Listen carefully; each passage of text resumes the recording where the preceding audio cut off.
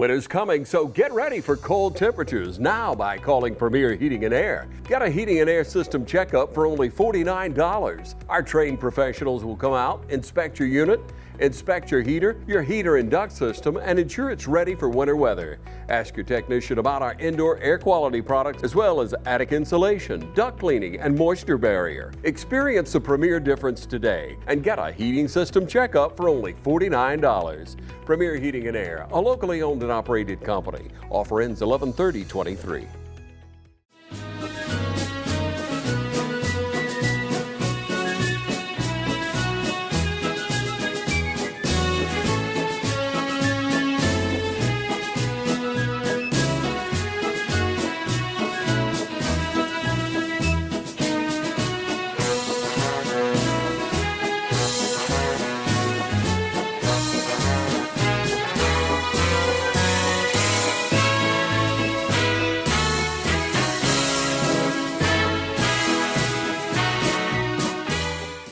Hello everyone, welcome into the studio today. This is Douglas MacArthur. Now, if you haven't met Doug MacArthur in the community over the last few years, this is your opportunity to get to know him. My first chance to be able to sit down and talk with you. Doug, thank you for coming in. Thank you for your service to our country. My pleasure, sir. Thank you for inviting me. Yeah. So I was looking around the community, ladies and gentlemen. I was looking for opportunities to be able to speak to vets. I wanted different vets. Someone from, Desert Storm, someone from who had fought in Afghanistan, someone maybe from Vietnam. Boom, somebody said, "Do you know Douglas MacArthur?" And I said, "No, but he fits the mold right here, so I should call him." Yeah, man, your parents named you with a name that people recognize all over the world. The story as it's been expressed to me, of course, I was born in '44. So I understand that the doctors and nurses had me already named Douglas. So, but it ended up that way. Yeah. I'm sure throughout life there have been some humorous situations as you travel around our country. Yes, there have been. Many. Man, can you get a table in a restaurant like that? No, not really. I mean, I've been blessed. I really have been. It is certainly from a name that I am incredibly very proud of, and it goes deep way back into my Scottish and my Irish history equally as well. And my time in the service was very different with that name, obviously equally as well also. And it presented a lot of interesting challenges.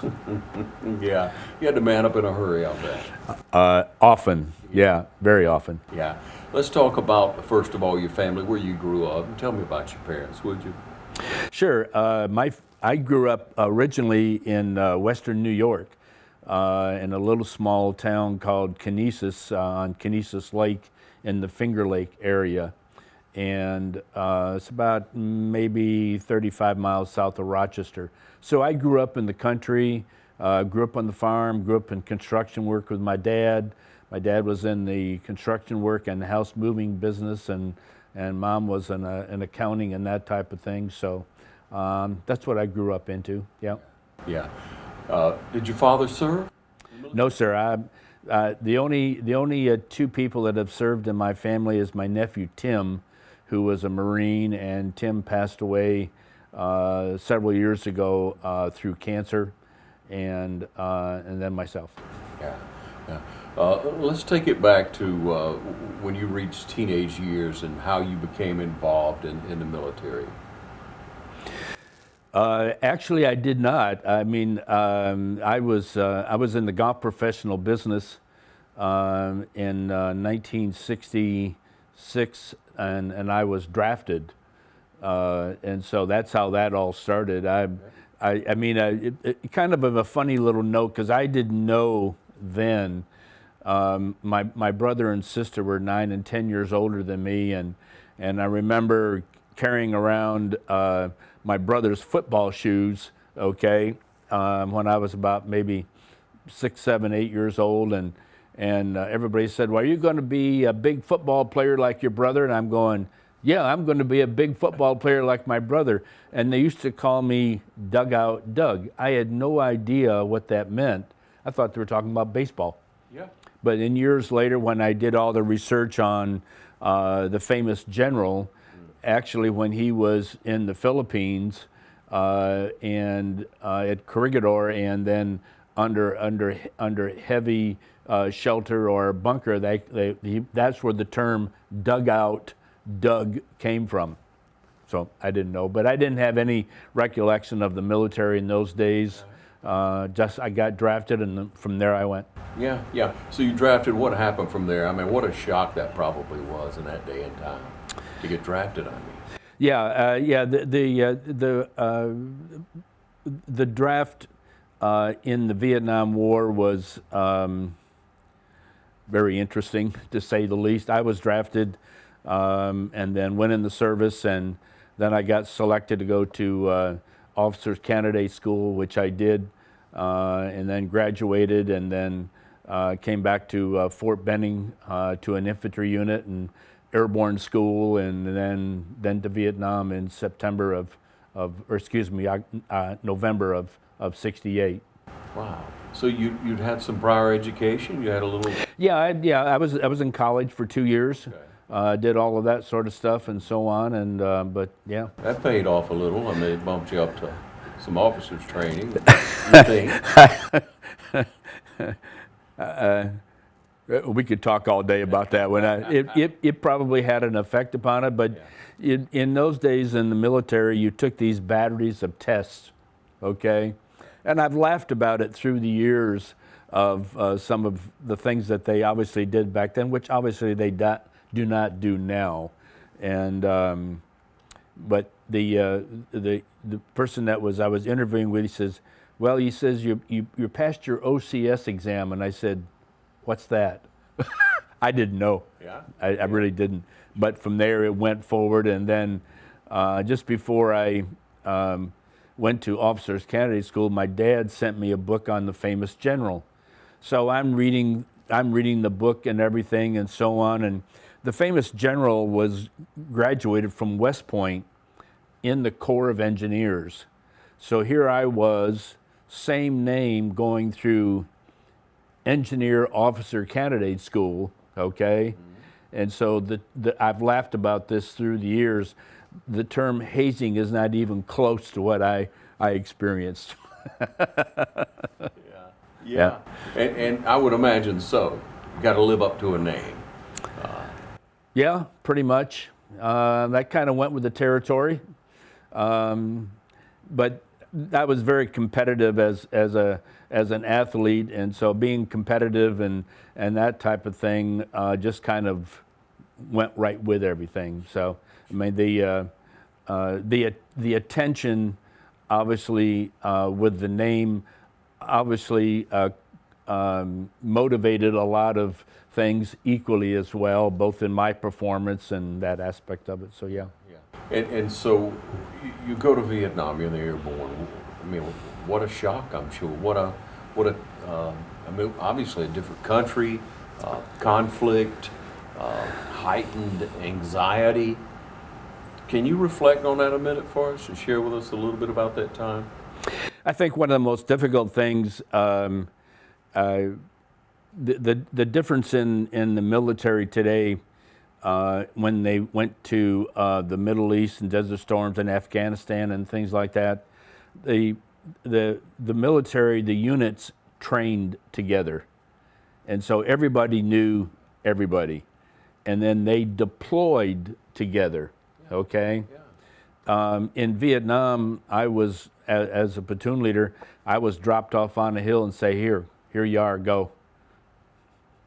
We didn't really have a whole lot of jungle training or anything like that. It was kind of the old expression of on-the-job training. And so you had to be flexible and learn and meet your men, and it's like, but that's just the way that it was. Yeah. You said meet your men. How many men did you have? I had, in my platoon, I had 30 men, 3 squads of 10 men each. This particular operation, I only had 1 squad on this hill.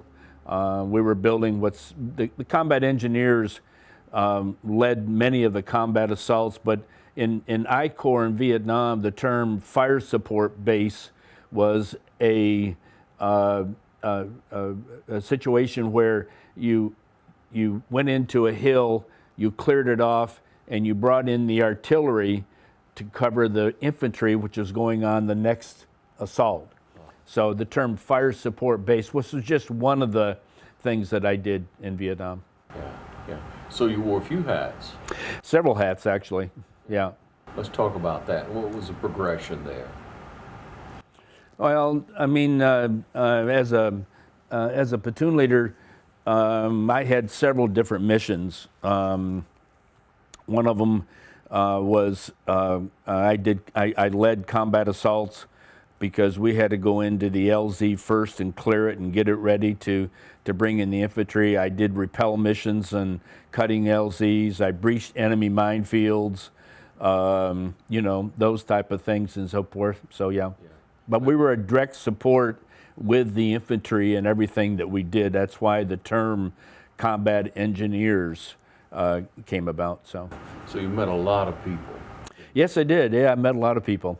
Yeah. Lifelong friendships? Yes, a lot of lifelong friendships. Yes, sir. Mm-hmm.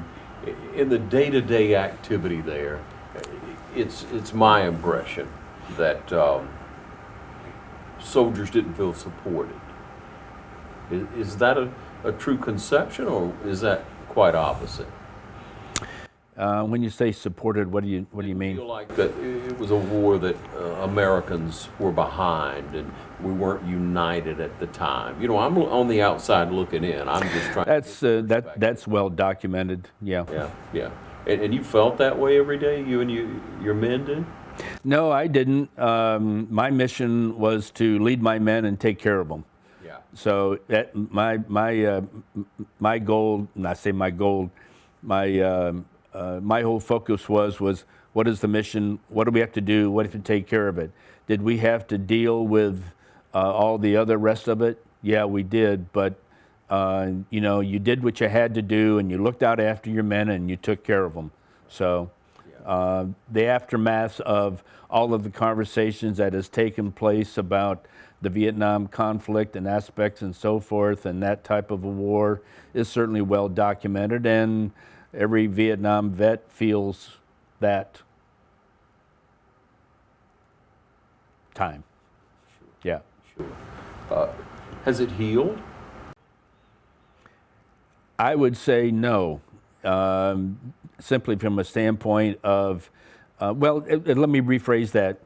It took a lot of years for the people and everything to recognize the Vietnam veteran, and probably about mid-90s you started seeing a big change of people recognizing the Vietnam vets, thanking them for their service. That's something that I do. I wear my hat every single day, and every time I see a vet, obviously we share that welcome and thank you for your service and that type of thing. But it is what it is, and it was then, and so on, and times have changed, and we've moved on from that. Yeah. What's the greatest lesson you learned from your time in the military? What do you think the greatest life lesson that you learned, Doug?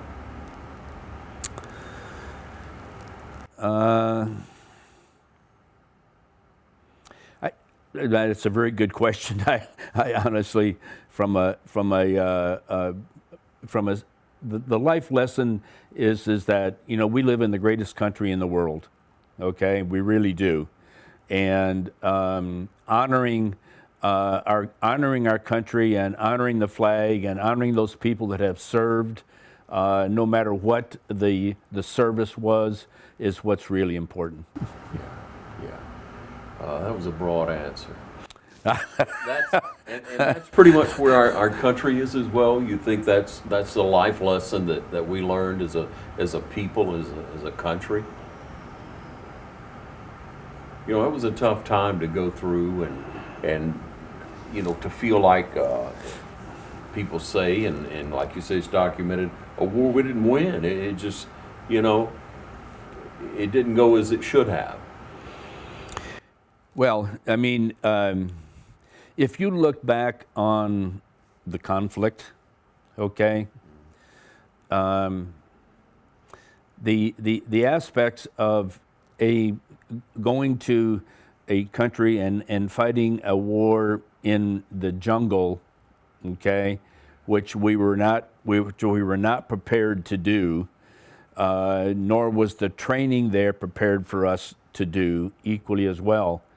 So when you look at the aftermath of from the political side, which I choose not to really get involved in, it's well documented now. Should we have been there? Historians and people can talk about that for a very, very long time. When you look at the 58,000, I think it's 487 men and women that were killed in Vietnam, plus all those that were wounded both mentally and physically when they came back, okay? That, you can call it a tragedy, you can call it a lot of things. You can say, should we have been there, should we not have been there? Afterwards you look back and I look back I guess my only thing that I wonder is this from an individual. Of all the things that I did, okay, as a platoon leader, I could have easily come home in a body bag and I wouldn't be here talking to you. So, that's one of the things in life that you look at, for all those that did serve, that did not come back, and that and what we have learned from that, which they have. Thank you for sharing that, Doug. It's a tough question. Really a tough time for you, but here we are. Yeah, well, you got to move on. Yeah. We'll take a break. We're going to be right back with Doug MacArthur. You stay with us, all right? Stanley Funeral Home would like to remind you to get out and enjoy all the activities of the 57th Annual St. Patrick's Festival.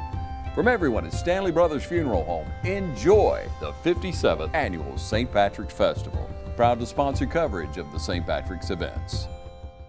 Hi, I'm Meg Greer-Evans with Middle Georgia Estate Planning, and this November we want to salute all of our veterans and their families. We appreciate you for your service. If you need help with any type of estate planning, whether that's a will, a trust, financial power of attorney, or a healthcare directive, give us a call. We'd be glad to assist you or consult with you and your loved one about long-term care for that veteran. Our phone number is 478-272-2885, or you can visit our website at middlegeorgiaestateplanning.com.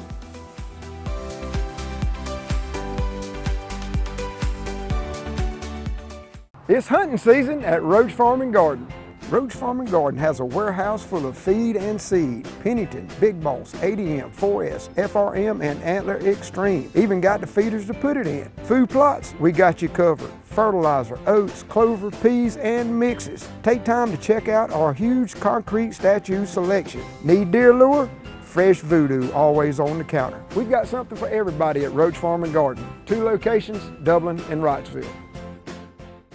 Back with you, and November is obviously a time when we want to celebrate vets, all walks of life, and again, we thank the vets out there, the families who have to go through so much when those who serve our country have to go in and do just that. And so hats off to all of us who are here in the States and get to enjoy traveling. People, I've always heard that people in other countries some other countries don't like Americans, but everywhere I've been, they seem to welcome Americans with open arms. At least they did me. Oh, my travel that I've been more than welcomed, yes, sir. Yeah, you got a smiling face. Happy most of the time. Yeah, well,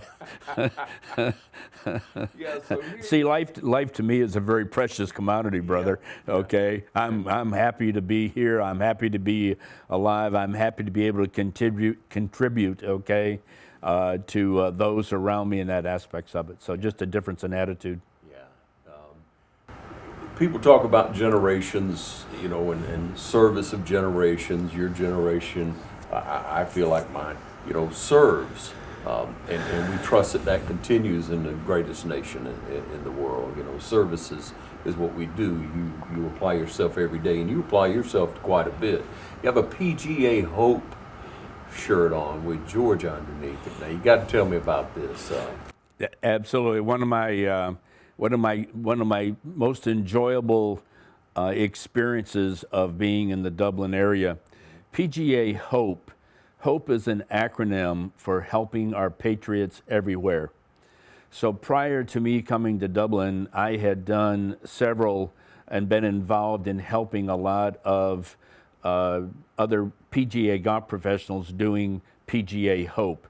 And then also being involved with organizations that do adaptive golf.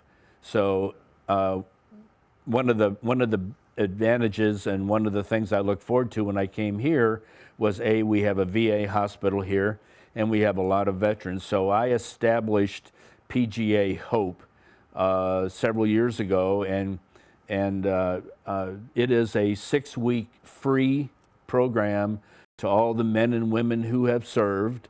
It's 2 hours a week for 6 weeks, and to the veterans who have played golf or are interested in starting golf, that is a little bit different in the approach and the technique because they already play. I do that program, and then I do a second program for the domiciliary vets at the VA hospital. And that is a real joy because the majority of them have never had a golf club in their hand. The cognitive aspects of healing and getting them outside and watching them enjoy themselves and watching them learn to hit a golf ball and achieve. I mean, the veterans, every single one of them have been all through types of training, so achieving and working on something is something that is part of their DNA. And so working with those veterans equally as well and support of the VA hospital has been great. Man, what a great way to say that, Doug. Thank you so much. That really resonated with me that that is what a vet is. That is what a person who served in the military. They learn how to do skills. They learn how to develop themselves. They're on a project and they master that if they can. They master that project. And here you are applying it to something that is a stress release or an enjoyable, at least an element of community that many of them don't have. So you telling me in just 12 hours I can be a scratch golfer? You can make me a scratch golfer? It wouldn't take me that long, sir. Teaching is fun and enjoyable. I enjoy it. You know, listen, just like when you do, or one of the things I feel when you can help somebody to enjoy their life better, what a neat thing to do. Yeah, absolutely. So how do you find Dublin? What all have you been involved in since you've been here? Share that with me, will you? Well, I originally came to Dublin to manage Moore Station Village, which is an amenities community out on Moore Station Road. And originally that started in 2008. Then the real estate crunch hit 2010. And then for about 7-8 years, Moore Station Village was quiet. And then the partners brought me in to restart Moore Station Village. So I have absolutely enjoyed the community, the small town atmosphere of being anywhere you want in 5 minutes. Yeah. You drive somewhere else.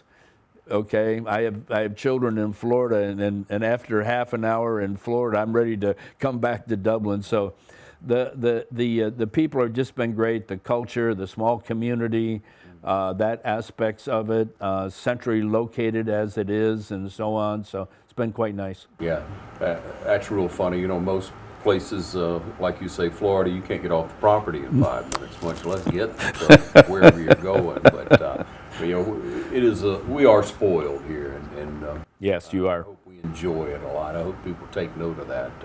You know, anytime you travel, anytime you go to a different city, larger city, and you come back, you're like, okay, I can breathe a little easier, or you know. How soon can we get back home, so to speak? It's good to go. It's good to travel. Yeah.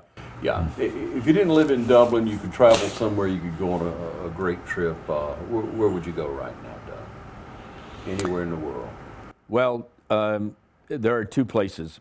One, I've been to Scotland over 16 times. not only because of my heritage, but I have a great wealth of friends over there equally as well. And then I have other Scottish friends that live in Provence in southern France. So to enjoy that culture equally as well is something that I'm going to next year.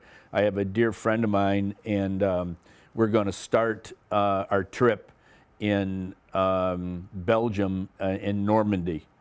And we're going to go to Bastogne and obviously visit that. And then we're heading down to Munich and down to Portugal. I have good friends that live down in southern Portugal, across the Mediterranean there, and then back up to Vienna. And so we're just, excuse me, we're just going to have ourselves a grand time and enjoy the culture of people and things like that. Sounds wonderful. Yeah. Absolutely. Take another short break. We'll be back with Doug. You stay with us.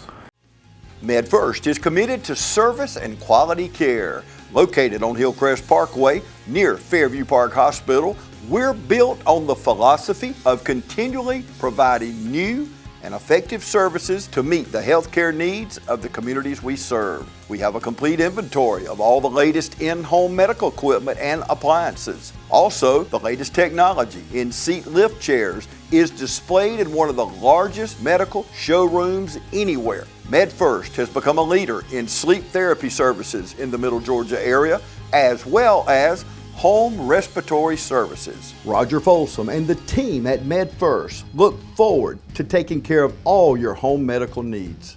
So call us today at 478-274-1900 or come by and see us at 1204 Hillcrest Parkway.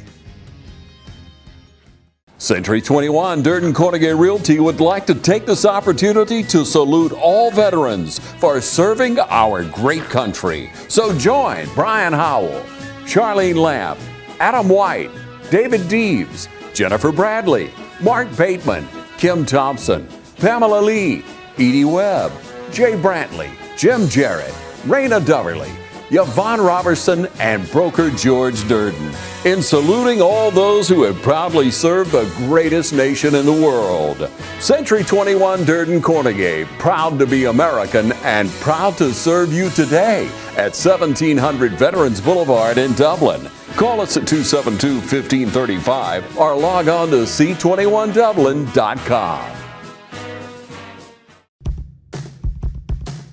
Now's the time to get a great deal on the #1 rated tractor brand for durability and owner experience. Professional grade mowers, durable sidekick utility vehicles, and versatile compact tractors. It's the equipment you need to take care of your land. Right now, bring home select Kubota equipment for 0 down, 0% APR for up to 60 months, plus save up to $800. Your Kubota dealer is Midstate Tractor and Equipment, 1325 North Jefferson, Dublin. Welcome you back with Doug. We were just talking about nice little pubs and a pint. Aye. Yeah. So, Doug, you don't make it through life with the joy you have in you without faith, do you? No, you don't. Yeah. I mean, I'm blessed. The Scottish clan, MacArthur. The coat of arms the name is Fidel Apres, which means by faith and by work, okay? So, I became a believer as a teenager. It has followed me through my entire life. It has blessed me with a insight to, obviously, to reach out and help people, and in my particular case, when it's working with veterans and things like that and so forth, and trying to help them to heal and guide them through their healing process equally as well. Yeah. So many people could be discouraged by life. So many people are discouraged by things. Service, they don't feel appreciated. Sure. I find that among some vets, and that's what we're talking about specifically now. That's why I pointed out. But, you have to draw from within you, and an empty bucket, an empty well, brings up an empty bucket. So you got to have something inside of you. So share with people about your faith, if you will, Doug, and maybe to vets out there, and how much you appreciate them from your perspective. But not only does it only pertain to vets, okay? In our world today, there are many, many people that need to be encouraged and need to be helped and need to be directed along those lines. So I am basically just an instrument. I'm there, my faith and how I believe and how I believe in helping people and encouraging people and trying to show them a better way to maybe do something or encourage them to do something. That's just been part of my DNA ever since I was a wee lad, so to speak. So That's wonderful. All right, so how would one get in touch with you if they wanted to get a vet, someone involved with PGA Hope? There's a couple ways they can certainly contact me, and also the Georgia PGA. Okay, you can contact the Georgia PGA. There are not only here in Dublin, but there are PGA Hope programs being done in Macon and Savannah and Augusta and Atlanta and Columbus, Georgia. So it is a growing amount of golf professionals that are getting involved in PGA Hope. So the best way is to contact the Georgia PGA, and then they'll send me a message that you're interested, and I'll follow up and get them involved in that aspect of it. There you go, ladies and gentlemen. Hey, thank you for coming in, sharing with us, letting people see you and the joy that you have to share. But most of all, Don, thank you for your service. I appreciate that, sir, very much. I appreciate the opportunity to chat and talk and express, okay, what PGA Hope is and the impact it has had on veterans and golf equally as well.